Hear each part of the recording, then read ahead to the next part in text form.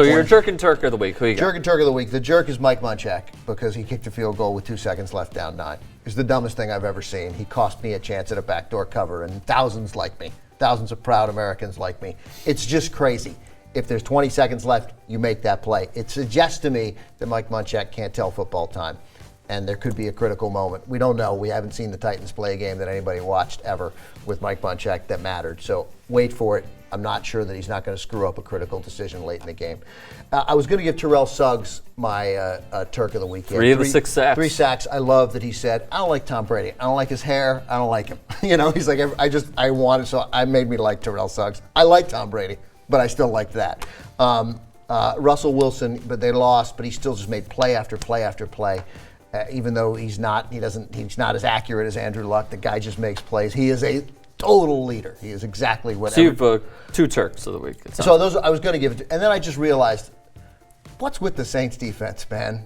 It's Rob Ryan. That's my Turk of the week. These guys. Rob Ryan. I mean, that's a good because call. their defense had been so bad, even when they won the Super Bowl, it was like opportunistic, but actually gave up a ton of yards. Totally. If this defense holds and stays this good, even without a running game, there's every chance that you got to throw the Saints in with the Seahawks and the Niners and maybe the Packers as a team that could easily go to the Super Bowl. And the defense has totally changed. Jake. Yeah, there's 4 teams in the NFC that are Super Bowl champion worthy. Right. None in the AFC, it appears. All right, so my Jerk of the week is Greg Schiano, who is apparently a terrible, terrible human being.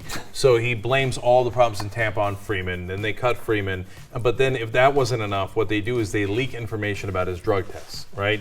But in reality... The ADD, Ritalin, Adderall. Right. Yeah. But in reality, Freeman actually volunteered to be in stage 1, which means he's passed 48 drug tests. Clean. Wow. Okay? And instead, he's now labeled as the druggy Freeman. And when they asked Schiano about it, instead of saying, I'm outraged, I'm going to look into it, I'm going to find out who did this, he's like, well, stuff happens. Wasn't right? me. Yeah, It wasn't me. In other words, like, I told my assistant to do it. Schiano's a terrible, terrible human being, should be fired immediately. You know who he sounds like? Urban Meyer. He No, sounds totally but like Urban Meyer at least wins football games. Schiano's like a loser. Fair point. Sorry about addressing the media. I hope that Freeman gets a chance to start because I think we're all going to be rooting and hard for Josh Freeman. And Freeman, I think, is a guy who could actually be a decent quarterback if he didn't have like a tyrant, idiot, loser coach like Schiano. Okay, now Turk of the week. Turk of the week is Calvin Johnson. Nah. Okay, even though he didn't play this week. Ben called me this weekend, made a great point about it. If the Lions make the playoffs. Yeah. Oh, well, first of all, look, if Calvin Johnson plays, they average like 84 points a game. Okay. Without Calvin Johnson, they scored 9. He's the team. He's the whole team. If they make the playoffs, he should be the MVP. That's what this MVP of the league, right? If they make the playoffs, right? And what I was trying to explain to my nephew, who doesn't know football as well, is it's not the touchdowns and the receptions Calvin Johnson gets. It's that, like Shaq in his prime, he makes the rest of the team better because he draws the whole defense. He draws the whole defense, and that's why Stafford looks like the greatest quarterback ever. He throws for 800 yards a game because everybody's wide open because they're quadruple covering Calvin Johnson. Because if they make the mistake of triple covering him, he's going to get a touchdown every other series. Real quick, it's what Rob Ryan, it's what the Saints did to Brandon Marshall. There were moments there close to the goal. Brandon Marshall had 3 guys on him. That's why Alshon Jeffrey had 10 catches for over 200 yards. And they won the game. They took him out, and it seemed to screw the Bears up. My Turk of the week in the Colts game, the Seahawks threw an interception. I believe it was right before halftime.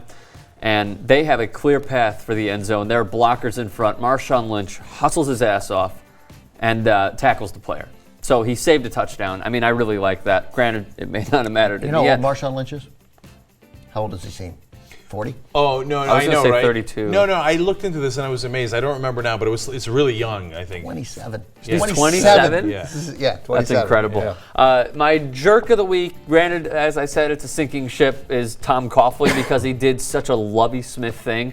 He thinks about it, he takes a timeout, and then he challenges the spot. And then he loses the challenge, so he cost his team 2 timeouts in the span of 5 seconds. Nothing going right for the Giants. That's a clever move right there. The Giants, they're going to make the playoffs this year. You think so? Yeah, I'm feeling it. No, not at all. All right, thank you guys. But apparently I still think it's possible. $100 coming.